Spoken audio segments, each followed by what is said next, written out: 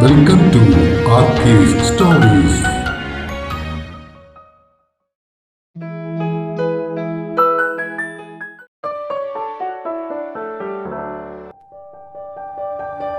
പറയാനിനിയും 46. ഉച്ചയ്ക്ക് ഹരി വന്ന് സുദേവിനെയും പിക്ക് ചെയ്തിട്ട് അവർ ഒരുമിച്ചാണ് ക്ലിനിക്കിലേക്ക് ചെന്നത്. അവിടെ നിന്നും ആശ്രയെയും വിഭയെയും കൂട്ടി അവർ ആദ്യം പോയത് കുണ്ടന്നൂർ തന്നെയുള്ള സുൽത്താൻ റെസ്റ്റോറൻറ്റിലേക്കാണ്. ഫുഡ് ഓർഡർ ചെയ്ത ശേഷം എടുക്കേണ്ട ഡ്രസ്സിന്റെ കളറിനെ കുറിച്ചും അതിന് ചേർന്ന ഇമിറ്റേഷൻ ഓർണമെന്റ്സിനെ കുറിച്ചുമുള്ള ഡിസ്കഷനിൽ മുഴുകി വിഭയും ആശ്രയയും. ആ ചേട്ടാ, നാളെ വൈകിട്ട് നമ്മുടെ ശബരി ചേട്ടനും ശ്രീജ ചേച്ചിയും പിള്ളേരുമൊക്കെ വരുന്നുണ്ട് കേട്ടോ. ഹരി പറഞ്ഞത് കേട്ട് വിഭയും ആശ്രയവും സംസാരം നിർത്തി അവനെ ശ്രദ്ധിച്ചു. സുദേവിന്റെ പുരികങ്ങൾ ചൊളിഞ്ഞു. ആണോ? ഷെടാ, എന്നിട്ട് അവൻ എന്നോടൊന്നും പറഞ്ഞില്ലല്ലോ. ഇന്നലെ നിശ്ചയത്തിന്റെ കാര്യം ഞാൻ മെസ്സേജ് ഇട്ടിരുന്നതാ. ചേട്ടനൊരു സർപ്രൈസ് ആയിക്കോട്ടെ എന്നും പറഞ്ഞാ പുള്ളി അത് പറയാതിരുന്നത്. ആഹാ, ഫസ്റ്റ് അനിയൻ ആ സർപ്രൈസ് പൊളിച്ച് കയ്യെ കൊടുത്തു. ആശ്രയ തന്നെ വാരിയത് കേട്ട് ഹരി അവളെ നോക്കി കണ്ണുരുട്ടി. അത് പിന്നെ ഈ സർപ്രൈസ് എന്നൊക്കെ കേട്ടാ അതങ്ങ് പൊളിച്ചില്ലെങ്കിൽ പിന്നെ എനിക്ക് എന്തോ ഒരു വിഷമം പോലെ ആശ്രയമേ. പറഞ്ഞതിനൊപ്പം അവനൊന്ന് ഇളിച്ചും കാട്ടി. അപ്പോ അവരിനി നിന്റെ നിശ്ചയം കഴിഞ്ഞേ പോകുള്ളൂ അല്ലേ? അതെ ചേട്ടാ, അങ്ങനെയാ ഇന്നലെ അമ്മയോട് പറഞ്ഞത്. നിശ്ചയം കഴിഞ്ഞ് പോയിട്ട് കല്യാണം ആകുമ്പോ ലീവ് എടുത്ത് എത്താമെന്നാ പറഞ്ഞത്. അല്ലേലും കുറച്ചുനാളായില്ലേ അവൻ വന്നിട്ട്. ഉത്സാഹം കെട്ടതുപോലെ ഇരുന്ന വിഭയെ നോക്കി സുദേവ് ചോദിച്ചു. എന്താ വിഭക്കുട്ടി, അത് കേട്ടപ്പോ ഒരു വിഷമം പോലെ? ഞാൻ ഫ്ലാറ്റിൽ താമസിക്കുന്നോണ്ട് ആ ചേച്ചിക്കും ചേട്ടനും എന്തെങ്കിലും പ്രശ്നം കാണുമോ ഉണ്ണേട്ടാ? ചോദിക്കുമ്പോഴും അവളുടെ മുഖം മ്ലാനമായിരുന്നു. ആര്? ശബരി ചേട്ടനോ? അത് പുള്ളി അറിയാഞ്ഞിട്ടാ. ശ്രീജ ചേച്ചിയും ആള് ജോളിയാ. നാളെ വരുമ്പോ കാണാലോ. ഹരി അവളെ ആശ്വസിപ്പിക്കാൻ ശ്രമിച്ചെങ്കിലും സമാധാനമാകാത്തതുപോലെ അവൾ വീണ്ടും സുദേവിനെ നോക്കി. പേടിക്കണ്ട, അവർക്കറിയാം വിഭക്കുട്ടി എന്റെ കൂടെ താമസിക്കുന്നത്. അവർ രണ്ടാളും ഒരു പ്രശ്നവുമില്ലാത്ത ആൾക്കാരാണ് കേട്ടോ, പേടിക്കണ്ട. അയ്യോ ഇടി, നിന്റെ ആ സാലറി സർട്ടിഫിക്കറ്റ് എടുക്കാൻ മറന്നുട്ടോ. പെട്ടെന്ന് ഓർത്തതുപോലെയുള്ള ആശ്രയയുടെ വാക്കുകൾ കേട്ട് സുദേവ് വിഭയെ നോക്കി. സാലറി സർട്ടിഫിക്കറ്റോ? അതെന്തിനാ? അത് ഉണ്ണിയേട്ട ഒരു വെഹിക്കിൾ ലോൺ എടുക്കാനാ. വെഹിക്കിൾ ലോണോ? എന്തിന്? ബസ്സിലെ യാത്ര ഭയങ്കര ദുരിതാന്നേ. എന്ത് തിരക്കാന്നറിയോ? ഒരു സ്കൂട്ടി ഉണ്ടേല് ഞങ്ങൾക്ക് രണ്ടാൾക്ക് സുഖമായിട്ട് പോയിട്ട് വരാം. ഈ ടൂ വീലറൊക്കെ അപകടം പിടിച്ച കാര്യമല്ലേ, വേണോ വിഭക്കുട്ടി? ഞാൻ ശ്രദ്ധിച്ച് ഓടിച്ചോളാം ഉണ്ണിയേട്ടാ, പ്ലീസ്. ലൈസൻസ് ഒക്കെ ഉണ്ടോ? പിന്നെ എനിക്ക് 18 വയസ്സായപ്പോ തന്നെ എടുത്തതാ. 2 വീലർ ലൈസൻസ് മാത്രമല്ല 4 വീലർ ലൈസൻസും ഉണ്ട്. അവൾ ഗമയിൽ ചുരിദാറിന്റെ കോളർ ഒന്ന് പൊക്കിയിട്ട് അവനെ നോക്കി. ഓ, എങ്കിൽ പേടിക്കാനില്ല. ഇന്നിപ്പോ വാങ്ങിയാല് നാളെ കാലത്ത് തന്നെ ഓടിച്ചു തുടങ്ങാം. അങ്ങനെ കളിയാക്കണ്ട. 2 വീലറേ എനിക്ക് നന്നായിട്ട് ഓടിക്കാൻ അറിയാം. MBA ഒക്കെ പഠിച്ചിരുന്നപ്പോ ബുള്ളറ്റ് വരെ ഓടിച്ചിട്ടുണ്ട്, അറിയോ? ഓ, ഞാൻ വിശ്വസിച്ചു. വേണ്ട പോ. അവൾ കവിൾ വീർപ്പിച്ചു. അവൻ ചൂണ്ടുവിരൽ കൊണ്ട് കവിളിൽ കുത്താനാഞ്ഞതും അവൾ മുഖം വെട്ടിത്തിരിച്ചു. ആശ്രയയും ഹരിയും അപ്പോൾ അവർ തമ്മിലുള്ള ആ സംസാരത്തിന്റെ രീതിയും അതിനുള്ളിൽ ഒളിഞ്ഞിരിക്കുന്ന അടുപ്പത്തിന്റെ ആഴവും ശ്രദ്ധിച്ച് പരസ്പരം നോക്കി ചിരിക്കുകയായിരുന്നു. എന്നാൽ ഹൃദയത്തിന്റെ ആഴങ്ങളിലേക്ക് പരസ്പരം അത്രത്തോളം പടർന്നു കയറിയിട്ടും ഉള്ളിലെ പ്രണയത്തെ അവർ തങ്ങളുടെ കളിച്ചിരികൾക്കുള്ളിൽ മൂടിവെച്ചു. ഭക്ഷണം കഴിഞ്ഞ ശേഷം അവർ നേരെ MG റോഡിലുള്ള മിലനിലേക്കാണ് ആദ്യം പോയത്. അവിടെ നിന്നും ആശ്രയക്ക് ഒരു ലൈറ്റ് മെറൂൺ കളറിലുള്ള ഡ്രസ് മെറ്റീരിയൽ ലെഹങ്കയ്ക്ക് വേണ്ടി തിരഞ്ഞെടുത്തു. വിഭയ്ക്ക് പീച്ച് കളറിലുള്ള ഡ്രസ് മെറ്റീരിയലാണ് എടുത്തത്. റെസ്റ്റോറന്റിൽ നിന്നും പോകുന്ന വഴി ശബരിയോടും ശ്രീജയോടും വിളിച്ചു ചോദിച്ചത് പ്രകാരം ശ്രീജയ്ക്കുള്ള ലൈറ്റ് ബ്ലൂ ഡ്രസ് മെറ്റീരിയൽ കൂടി അവർ അവിടെ നിന്നും എടുത്തു. കത്രിക്കടവിലുള്ള കൈറ ബ്രൈഡൽ ബുത്തിക്കിൽ അവ 3ഉം തയ്ക്കാൻ ഏൽപ്പിച്ചിട്ട് 3ാമത്തെ ഡ്രസ്സിന്റെ അളവ് തരാൻ ആള് നാളെ വരും എന്നുകൂടി പറഞ്ഞേൽപ്പിച്ച ശേഷം അവർ അവിടെ നിന്നും നേരെ ശീമാട്ടിയിലേക്ക് പോയി. അവിടെ നിന്ന് ഹരിക്ക് ആശ്രയയുടെ ഡ്രസ്സിന് മാച്ച് ചെയ്യുന്ന വിധത്തിലുള്ള ഒരു കുർത്തയും പാന്റും വാങ്ങി.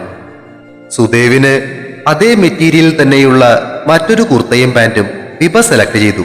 സ്വാഭാവികമായും അത് അവളുടെ ഡ്രസ്സിന് ചേരുന്ന കളർ തന്നെയായിരുന്നു. അപ്പച്ചിക്ക് പറ്റിയ ഒരു ലൈറ്റ് കളർ കാഞ്ചീപുരം സിൽക്ക് സാരിയും കൂടി അവർ അവിടെ നിന്നും വാങ്ങി. അതിനുശേഷം അവർ അവിടെ നിന്നും നേരെ ഗുഡ്വില്ലിൽ പോയി ആ ഡ്രസ്സുകൾക്ക് മാച്ച് ആകുന്ന തരത്തിലുള്ള കുറച്ച് ഇമിറ്റേഷൻ ഓർണമെന്റ്സ് കൂടി വാങ്ങി. എല്ലാം കഴിഞ്ഞപ്പോഴേക്കും സന്ധ്യ മയങ്ങിയിരുന്നു. കുറച്ചു നേരം മറൈൻ ഡ്രൈവിലൊക്കെ ചുറ്റിക്കറങ്ങിയ ശേഷം രാത്രി ഭക്ഷണം കൂടി കഴിച്ചിട്ടാണ് അവർ അവിടെ നിന്നും മടങ്ങിയത്. ശനിയാഴ്ച ഉച്ച കഴിഞ്ഞ് എയർപോർട്ടിൽ നിന്നും നേരെ അപ്പച്ചിയുടെ വീട്ടിലെത്തിയ ശബരിയും ശ്രീജയും പിള്ളേരും അവിടെ നിന്ന് അപ്പച്ചിയെയും ഹരിയെയും കൂട്ടിയാണ് വൈകുന്നേരം സുദേവിന്റെ ഫ്ലാറ്റിലേക്ക് എത്തിയത്. ആശ്രയയെ അവർക്ക് കാണണമെന്ന് പറഞ്ഞിരുന്നത് കൊണ്ട് ക്ലിനിക്കിൽ നിന്നും അന്ന് നേരത്തെ ഇറങ്ങിയ വിഭയും ആശ്രയയും നേരെ ഫ്ലാറ്റിലേക്കാണ് പോയത്.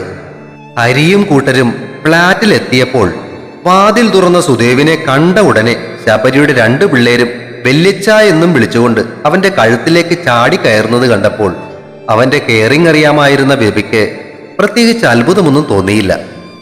7 വയസ്സുകാരി അമ്മു എന്ന കീർത്തനയും 3 വയസ്സുകാരൻ അപ്പു എന്ന കൈലാസും അവന്റെ ഇരുത്തോളത്തുമിരുന്ന് ആശ്രയെയും വിഭയെയും മാറി മാറി നോക്കി. അപ്പച്ചിയോടൊപ്പം ആദ്യം അകത്തേക്ക് കയറിയ ശ്രീജ നേരെ ചെന്ന് ആശ്രയയുടെയും വിഭയുടെയും കൈകളിൽ പിടിച്ച് അവരെ ചേർത്തു നിർത്തി. ശ്രീജയുടെ മുഖത്തെ നിറഞ്ഞ ചിരി കണ്ടതും വിഭയുടെ മുഖത്ത് നിറഞ്ഞിരുന്ന ആശങ്ക മാറി. പുറകെ വന്ന അപ്പച്ചി 2 പേരെയും ചേർത്തു പിടിച്ച് മൂർധാവിൽ ഉമ്മയും വെച്ചു. ശ്രീഹരിയും ശബരിയും അവർക്ക് പുറകെയാണ് അകത്തേക്ക് കയറി വന്നത്. ഇതാണോ വെല്ലിച്ച കല്യാണം കക്കാൻ മോനെ ചേച്ചി? സുദേവിന്റെ തോളത്തിരുന്ന അപ്പുവിന്റെ ചോദ്യം വിഭയെ ചൂണ്ടിയായിരുന്നു. എന്തു പറയണമെന്നറിയാതെ എല്ലാവരും പരസ്പരം നോക്കി. അപ്പച്ചിയുടെയും ശ്രീജയുടെയും മുഖത്തെ ചിരി അല്പമൊന്ന് ചമ്മിയതുപോലെയായി. വിഭ നേരിയ പകപ്പോടെ സുദേവിനെ നോക്കി. എടാ ചെക്ക, എന്തോന്നാ നീ പറയുന്നേ? ശ്രീജ വെപ്രാളത്തോടെ അവന്റെ വായടക്കാൻ നോക്കി. അമ്മയല്ലേ ഈ ചേച്ചിന്റെ ഫോട്ടോ കാറ്റി പഞ്ഞ് ഇതാ വെല്ലിച്ച കല്യാണം കക്കാൻ മോനെ ചേച്ചിന്ന്. അപ്പു വിടാനുള്ള ഭാവമില്ലായിരുന്നു. ഇവനെ കൊണ്ട് ഞാൻ തോറ്റു. ഇങ്ങിറങ്ങിയേ, നിന്നെ ഞാനുണ്ടല്ലോ. ഇവനതൊക്കെ ചുമ്മാ പറയുക കേട്ടോ. അപ്പുവിനെ നോക്കി ദേഷ്യപ്പെട്ടിട്ട് പകച്ചു നിൽക്കുന്ന വിഭയെയും സുദേവിനെയും നോക്കി ശ്രീജ ചമ്മലോടെ ഇളിച്ചു. ആശ്രയ തന്റെ മുന്നിൽ നിന്നിരുന്ന വിഭയുടെ കയ്യിൽ മെല്ലെ ഒന്ന് നുള്ളി. അമ്മ വഴക്കു പറഞ്ഞത് എന്തിനെന്നറിയാതെ കുഞ്ഞപ്പു വെല്ലിച്ചന്റെ തോളിൽ വട്ടം കെട്ടിപ്പിടിച്ച് കഴുത്തിൽ മുഖമൊളിപ്പിച്ചിട്ട് ഇടം കണ്ടിട്ട് വെല്ലിച്ചന്റെ അങ്ങേത്തോളിലിരിക്കുന്ന അവന്റെ ചേച്ചിയെ നോക്കി. അവൾ ചുണ്ടിൽ വിരൽ വെച്ച് മിണ്ടാതിരിക്കാൻ അവനെ താക്കീത് ചെയ്തു. അവൾ അല്പം കൂടി കാര്യവിവരമുള്ളവളാണ്. അതിവിടെ പറയാൻ പാടില്ലാത്ത കാര്യമായിരുന്നു എന്നവൾക്ക് പെട്ടെന്ന് മനസ്സിലായി. എല്ലാവരും ഇങ്ങനെ വന്ന കാലം നിൽക്കാണ്ട് ഇരിക്കാൻ നോക്ക്. സുദേവ് ഭാവഭേദമൊന്നുമില്ലാതെ പറഞ്ഞത് കേട്ട് ശ്രീജയ്ക്ക് അല്പം ആശ്വാസമായി. എല്ലാവരും സെറ്റിയിലും കസേരകളിലുമൊക്കെ ആയിട്ട് ഇരുന്നപ്പോൾ വിഭയും ആശ്രയയും കൂടി ചായ എടുക്കാനായി അടുക്കളയിലേക്ക് നീങ്ങി. അപ്പോഴും വിട്ടുമാറാത്ത ചെറിയ ചളിപ്പ് കാരണം ശ്രീജ അവിടെ തന്നെ നിന്നു. നാളെ അവരെപ്പെത്തുന്ന പറഞ്ഞേക്കുന്നത്? ഇരുന്ന ഉടനെ ശബരി ചോദിച്ചു. 10 മണിക്ക്. നിങ്ങളിനി എന്തായാലും നിശ്ചയം കഴിഞ്ഞല്ലേ പോകൂ? സുദേവ് പിള്ളേരെ സെറ്റിയിലേക്ക് ഇരുത്തിയിട്ടാണ് ചോദിച്ചത്. അതെ ചേട്ടാ, ഞങ്ങൾക്കിനി 11-ാം തീയതി തിരികെ പോയാൽ മതി. പിന്നെ കല്യാണം ഓണത്തിനല്ലേ, അപ്പോഴേക്കും ലീവ് എടുത്തു വരാം. ശബരി സുദേവിന്റെ അടുത്തേക്ക് അല്പം കൂടിയൊന്ന് നീങ്ങിയിരുന്നിട്ട് ചോദിച്ചു. അല്ല ചേട്ടാ, ആ കുട്ടിയുടെ കാര്യം നമുക്കൊന്ന് ആലോചിച്ചുകൂടെ? അതിന് മറുപടി പറയാതെ അവൻ പിള്ളേരെ കൊഞ്ചിക്കുകയായിരുന്നു. ഹരി ശബരിയെ നോക്കി അക്കാര്യം പിന്നെ സംസാരിക്കാമെന്ന മട്ടിൽ കണ്ണടച്ചു കാട്ടി. ഇന്നിനി നമുക്ക് എല്ലാവരും കൂടി ഇവിടെ തന്നെ അങ്ങ് കൂടിയാലോ? നാളെ കാലത്ത് എന്നിട്ട് ഇവിടെ നിന്ന് വീട്ടിലേക്ക് പോകാം. അപ്പോ അമ്മയ്ക്കും ശ്രീ ചേച്ചിക്കും ആശ്രയെ ശരിക്കൊന്ന് പരിചയപ്പെടുകയും ചെയ്യാം. നമുക്കൊന്ന് കൂടുകയും ചെയ്യാം.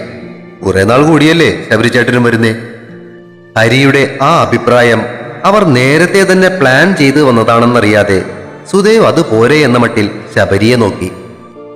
അത് നല്ലൊരു ഐഡിയ ആണ് കേട്ടോ. ശ്രീജ അത് പറഞ്ഞ് അവസാനിപ്പിക്കുമ്പോഴേക്കും ആശ്രയ ഒരു ട്രേയിൽ ചായക്കപ്പുകളുമായി അങ്ങോട്ടേക്ക് വന്നു. ആശ്രയക്ക് ഇന്നിനി തിരികെ ഹോസ്റ്റലിലേക്ക് പോകേണ്ട ആവശ്യമുണ്ടോ? ശ്രീജ ചോദിച്ചത് കേട്ട് അവൾ വിലങ്ങനെ തലയാട്ടി. ഇല്ല ചേച്ചി, വിളിച്ചു പറഞ്ഞാ മതി. കൊണ്ടുവന്ന ചായക്കപ്പുകൾ ടീപ്പോയിലും ഡൈനിങ് ടേബിളിലുമായി അവൾ വെക്കുന്നതിനിടയിൽ വിഭ മറ്റൊരു ട്രേയിൽ 3 പ്ലേറ്റുകളിലായി കപ്പ വറുത്തതും മിക്സറും ബിസ്ക്കറ്റുകളും കൊണ്ടുവന്ന് വെച്ചു. അവൾ തന്റെ കയ്യിലിരുന്ന മിൽക്കി ബാറുകൾ അപ്പുവിനും അമ്മുവിനും നേർക്ക് നീട്ടിയതും അമ്മ ഒരു ചിരിയോടെ ആദ്യം കൈനീട്ടി. അപ്പു അല്പം നാണത്തോടെ വെല്ലിച്ചന്റെ അടുത്തേക്ക് പറ്റിക്കൂടിയതേയുള്ളൂ. വിഭ അവന്റെ അടുത്തേക്ക് ചെന്ന് കവിളിൽ പിടിച്ചൊന്ന് ഓമനിച്ചിട്ട് വീണ്ടും മിൽക്കി ബാർ നീട്ടിയതും അല്പം മടിച്ചുകൊണ്ടവൻ കൈനീട്ടി. രാത്രി ഭക്ഷണത്തിന് മുമ്പ് ചെറുതായി ഒന്ന് കൂടുകയായിരുന്നു സുദേവും ശബരിയും ഹരിയും കൂടി സുദേവിന്റെ മുറിയിൽ. കല്യാണത്തിന്റെ അന്ന് വൈകുന്നേരം റിസപ്ഷന് വേണ്ടി ബുക്ക് ചെയ്യേണ്ട ഹാളിനെ കുറിച്ചും കഴിക്കാനുള്ള വിഭവങ്ങളെക്കുറിച്ചും സംസാരിച്ചു കൊണ്ടിരിക്കുന്നതിനിടയിൽ ഹരി ഒന്ന് തോണ്ടിയതും കാര്യം മനസ്സിലായ ശബരി ചേട്ടനെ നോക്കി ഒന്ന് മുരടനക്കി. മുഖമുയർത്തി തന്നെ നോക്കിയ സുദേവിനോട് ശബരി കാര്യം പറഞ്ഞു. ചേട്ടാ, ഞാൻ നേരത്തെ പറഞ്ഞ ആ വിഭയുടെ കാര്യം. എടാ, നിങ്ങൾ പറയുന്നത് എനിക്ക് മനസ്സിലാകുന്നുണ്ട്. അപ്പച്ചിയും കുറച്ച് ദിവസങ്ങളായി ഇത് തന്നെയാ പറയുന്നതും. ആ കൊച്ചിനെ വെറും 26 വയസ്സ് പ്രായമേ ഉള്ളൂ. അത് മാത്രമല്ല, അവള് ജീവിതത്തിൽ ഒരുപാട് അനുഭവിച്ചൊരു കുട്ടിയാ. അതുകൊണ്ട് തന്നെ അതിനൊരു വിവാഹ ജീവിതത്തിന് താല്പര്യമുണ്ടെന്ന് എനിക്ക് തോന്നുന്നില്ല. അതെന്താ ചേട്ടനെങ്ങനെ തോന്നാൻ? എടാ ശബരിക്കുട്ട, കൂടെ പഠിച്ചിരുന്നൊരു പയ്യന്റെ ആലോചന അവൾക്ക് വന്നതാ. ഇനിയൊരു വിവാഹത്തിന് താല്പര്യമില്ലെന്നും പറഞ്ഞാണ് അവൾ അത് എതിർത്തത്, അറിയോ? അത് കേട്ടതും ശ്രീഹരി ഇടയിൽ കയറി. ദേ എന്റെ പൊന്നു മനുഷ്യ, അതൊക്കെ നിങ്ങൾ എന്നോട് ഒരു പ്രാവശ്യം പറഞ്ഞു കഴിഞ്ഞതാ. അത് കഴിഞ്ഞ് ബാബക്ക് ഇഷ്ടപ്പെട്ടില്ലെങ്കിലോ എന്നൊരു സംശയം മാത്രമാണ് ഉള്ളിലുള്ളതെന്ന് ചേട്ടൻ ആ ജ്യോതിഷേട്ടനോട് പറഞ്ഞതും ഞങ്ങൾ അറിഞ്ഞു. അതുകൊണ്ട് നമുക്ക് വാവയോട് ഇക്കാര്യം സംസാരിക്കുന്നതിനെ പറ്റി ആലോചിച്ചാ പോരെ? അതിന് മറുപടി പറയാതെ സുദേവ് ഗ്ലാസുകൾ നിറച്ചു. ഞാൻ നോക്കിയിട്ട് നല്ലൊരു കൊച്ചി. രണ്ടുപേർക്കും ജീവിതത്തിൽ ഏകദേശം ഒരേ അനുഭവം. അതുകൊണ്ട് തന്നെ നിങ്ങൾക്ക് പരസ്പരം മനസ്സിലാക്കി നല്ലൊരു ജീവിതം ജീവിക്കാൻ സാധിക്കും. ചേട്ടാ, ശ്രീജ ആ കൊച്ചിനോട് നേരിട്ട് സംസാരിക്കും. ചേട്ടൻ അറിഞ്ഞതായി ഭാവിക്കണ്ട. അതുപോലെ സുദേവ് ഗ്ലാസും കയ്യിലെടുത്ത് ആലോചിച്ചിരുന്നു. ഏവട്ടെ, ഇയാളിത് ആലോചിച്ച് കൊളോക്കും കേട്ടോ. അല്പം ഫോമിലായ ഹരി പറഞ്ഞത് കേട്ട് സുദേവ് മുഖം ചുളിച്ച് അവനെ നോക്കി.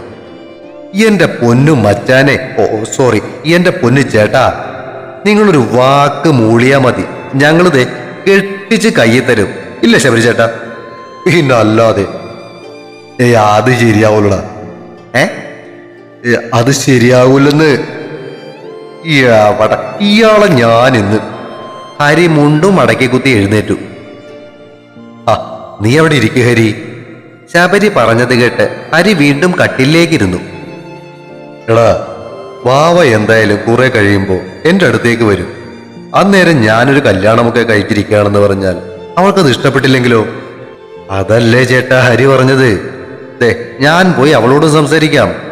അവൾക്കിപ്പോ എന്തായാലും 11 വയസ്സായില്ലേ, കാര്യങ്ങളൊക്കെ പറഞ്ഞാൽ മനസ്സിലാവും. ആ കാര്യം ശബരി ചേട്ടനേറ്റു. ഇനി ചേട്ടന് വല്ലതും പറയാനുണ്ടോ? മാത്രമല്ല, ചേട്ടന്റെ കാര്യത്തിലൊരു തീരുമാനമായില്ലെങ്കിൽ എന്റെ കാര്യത്തിലും അമ്മ ഇടങ്കോലിടും കേട്ടോ. മുഖത്ത് ശോകഭാവം വിതറി ഹരി സുദേവിന് മുന്നിൽ നിന്നു. നീ വിഷമിക്കണ്ടടാ, വാവ ഓക്കെ പറയുകയാണെങ്കിൽ നമുക്ക് ആലോചിക്കാം. വിശ്വാസം വരാതെ ഹരിയും ശബരിയും പരസ്പരം നോക്കി. എടാ, നമുക്ക് ആലോചിക്കാന്ന്. എങ്കി ഒഴിയളിയ രണ്ടെണ്ണം കൂടി. ഹരി ഉത്സാഹത്തോടെ ചാടി എഴുന്നേറ്റു. ആ സമയം വിഭ കിടക്കുന്ന മുറിയിലിരുന്ന് ശ്രീജ അവളോട് സംസാരിക്കുകയായിരുന്നു. അപ്പച്ചിയും ആശ്രയയും കേൾവിക്കാരായി ഇരുന്നതേയുള്ളൂ. വിഭേ, നേരത്തെ അപ്പു അങ്ങനെയൊക്കെ പറഞ്ഞത് ഞാനും അപ്പച്ചിയും കൂടി സംസാരിച്ച കാര്യം കേട്ടിട്ടാട്ടോ. നിങ്ങൾ ഗുരുവായൂർ പോയി വന്ന അന്ന് തന്നെ അപ്പച്ചി എന്നെ വിളിച്ച് വിഭയുടെ കാര്യമൊക്കെ പറഞ്ഞായിരുന്നു. ഫോട്ടോയും അയച്ചു തന്നു. വിഭ ചേട്ടന്റെ ഭാര്യയായി വരുന്നതില് ഞങ്ങൾക്കെല്ലാം സന്തോഷമേ ഉള്ളൂ. ഒരു പ്രശ്നമുള്ളെന്താന്ന് വെച്ചാ, എന്നേക്കാൾ പ്രായം കുറഞ്ഞ ആളെ ഞാൻ ചേച്ചിന്ന് വിളിക്കേണ്ടി വരും. അവസാനം ശ്രീജ കളിയായി പറഞ്ഞത് കേട്ട് അവരെ ശ്രദ്ധിച്ചിരിക്കുകയായിരുന്ന അപ്പച്ചിയും ആശ്രയയും ചിരിച്ചു. വിഭയുടെ ചുണ്ടുകളിലും ഒരു ചിരി വിരുന്നെത്തി. അപ്പുറത്ത് ശബരിയേട്ടനും ഹരിയും കൂടി സുദേവേട്ടനോട് ഇക്കാര്യം സംസാരിക്കുന്നുണ്ട്. അയ്യോ! വിഭ ഒന്ന് ഞെട്ടി കണ്ണുകൾ പിഴിച്ചു. അതിന് മോൾ എന്തിനാ പേടിക്കുന്നേ? മോളല്ലേ പറഞ്ഞേ ഉണ്ണിക്ക് ഇഷ്ടാണെങ്കി നോക്കാന്ന്. അപ്പച്ചി, ഞാൻ ഉദ്ദേശിച്ചത് ഉണ്ണീട്ടനെ കൊണ്ട് അങ്ങനെ നിർബന്ധിച്ച് സമ്മതിപ്പിക്കാനല്ല. അതിനാരവനെ നിർബന്ധിക്കുന്നു? അല്ലേ തന്നെ നിർബന്ധിച്ചാ കേൾക്കുന്ന ഒരു സാധനം. പക്ഷെ ഞങ്ങളുടെ എല്ലാവരുടെയും ഉള്ളിൽ ഇങ്ങനെ ഒരു ആഗ്രഹമുണ്ടെന്ന് അവൻ അറിയണ്ടേ? അത്രേ ഉള്ളൂ. തീരുമാനമെടുക്കുന്നത് അവനായിരിക്കും. മോൾ ഇങ്ങനെ ഒരു കാര്യം അറിഞ്ഞതായിട്ട് ഭാവിക്കുകയും വേണ്ട. പോരെ? അവൾ തലയിളക്കി. ഇപ്പോഴായി എനിക്കൊരു സമാധാനമായത്. എന്റെ ഇടപ്പള്ളി ഗണപതി ഭഗവാനെ, രണ്ടിന്റെയും കല്യാണം ഒരുമിച്ച് നടത്താൻ പറ്റിയ അവന്മാര് രണ്ടെണ്ണത്തിനെയും കൊണ്ട് ഞാനൊരു 101 തേങ്ങ നടക്കൽ അടുപ്പിച്ചേക്കാവേ. മുകളിലേക്ക് നോക്കി കൈകൂപ്പി പ്രാർത്ഥിക്കുന്ന അപ്പച്ചിയെ കണ്ട് ആശ്രയയും ശ്രീജയും വിഭയെ നോക്കി ചിരിച്ചു. അത് കണ്ട് വിഭയുടെ കവിളുകൾ തുടുത്തു. ഇനി അപ്പുറത്ത് എന്തായോ ആവോ? ശ്രീജ ആരോടൊന്നില്ലാതെ ചോദിച്ചു. 2 കുപ്പിയുമായിട്ടാ അവിടെ സമ്മതിപ്പിക്കാനിരിക്കുന്നെ. ഇനി സമ്മതം കിട്ടിക്കഴിയുമ്പോ എല്ലാത്തിനെയും കൂടി കോരി എടുത്തോണ്ട് വരേണ്ടി വരുമോ? അപ്പച്ചിയുടെ ചോദ്യം കേട്ട് അവർ എല്ലാം മറന്നു ചിരിച്ചു. ചേട്ടൻ ഏറെക്കുറെ സമ്മതം മൂളിയതിന്റെ സന്തോഷം ആഘോഷിക്കുകയായിരുന്നു അപ്പുറത്ത് ആ സമയം ഹരിയും ശബരിയും കൂടി. അന്ന് രാത്രി എല്ലാവരും അവിടെ തന്നെ കിടന്നുറങ്ങിയതിന് ശേഷം പിറ്റേ ദിവസം കാലത്തെ ആശ്രയെയും വിഭയെയും ഹോസ്റ്റലിന് മുന്നിൽ ഇറക്കിയിട്ടാണ് അവർ കളമശ്ശേരിയിലേക്ക് പോയത്. ശ്രാവൺ വിളിച്ചു പറഞ്ഞിരുന്നത് പോലെ തന്നെ 10 മണി കഴിഞ്ഞപ്പോഴേക്കും ആശ്രയയുടെ വീട്ടിൽ നിന്നും ആൾക്കാർ ചെറുക്കന്റെ വീട് കാണാനെത്തി. ആശ്രയയുടെ അമ്മയും അച്ഛനും, അച്ഛന്റെ അനിയനും ഭാര്യയും, അമ്മയുടെ അനിയത്തിയും ഭർത്താവും കൂടാതെ അവരുടെ അടുത്ത കുറച്ച് ബന്ധുക്കൾ കൂടി അവരോടൊപ്പം ഉണ്ടായിരുന്നു.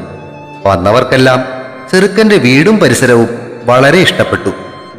പ്രായമായവർ വീടിനു ചുറ്റുമുള്ള മരങ്ങളെക്കുറിച്ചും അതുമൂലം ആ 20 സെന്റ് സ്ഥലത്തുള്ള തണുപ്പും പരിതസ്ഥിതി സംരക്ഷണത്തെക്കുറിച്ചുമൊക്കെയുള്ള ചർച്ചകളിൽ മുഴുകിയപ്പോൾ അനിയന്റെയും അനിയത്തിയുടെയും മക്കൾ ശ്രീഹരിയോട് സംസാരിക്കുന്ന തിരക്കിലായിരുന്നു. അമ്മയുടെ അനിയത്തി സുലോചനയുടെ മക്കൾ മൂത്തവൻ മനോജും ഇളയവൻ സുധീഷും, അച്ഛന്റെ അനിയൻ ഗിരീഷിന്റെ മക്കൾ മൂത്തവൾ സന്ധ്യയും ഇളയവൾ സ്നേഹയും.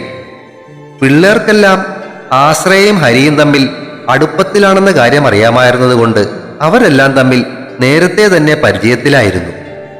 കല്യാണത്തിന്റെ ഹാൾ കഴിയുന്നതും കൊടുങ്ങല്ലൂരിനും എറണാകുളത്തിനും ഇടയ്ക്കുള്ള ഏതെങ്കിലും സ്ഥലത്ത് വെക്കണം എന്ന് അപ്പച്ചി പറഞ്ഞത് എന്തുകൊണ്ടാണെന്ന് മനസ്സിലായ ശബരിയും അതിനെ പിന്താങ്ങിയപ്പോൾ അക്കാര്യം നോക്കിയിട്ട് പറയാം എന്ന് വന്നവരും സമ്മതിച്ചു. ഡേറ്റ് നേരത്തെ തീരുമാനിച്ചിരുന്നത് പോലെ തന്നെ നിശ്ചയം ഓഗസ്റ്റ് 10-ാം തീയതി നടത്താനും അത് കഴിഞ്ഞ് കല്യാണം സെപ്റ്റംബർ 7-ാം തീയതി 1-ാം ഓണത്തിൻ്റെ നടത്താനും ഒരിക്കൽ കൂടി തീരുമാനിച്ചിട്ട് ചായ കുടിയും കഴിഞ്ഞ് അവർ ഇറങ്ങി. തുടരും. പറയാനിനിയും അടുത്ത ഭാഗം ഉടൻ പ്രതീക്ഷിക്കുക. ഇനിയും സബ്സ്ക്രൈബ് ചെയ്യാത്തവരുണ്ടെങ്കിൽ ദയവായി സബ്സ്ക്രൈബ് ചെയ്യണേ. അഭിപ്രായങ്ങൾ പറയുന്നതിനൊപ്പം കഥയുടെ ലിങ്ക് കഴിയുന്നവർക്കൊക്കെ ഷെയർ ചെയ്തു കൊടുത്തും ലൈക്കുകൾ നൽകിയും സപ്പോർട്ടുമായി കൂടെ നിൽക്കണേ.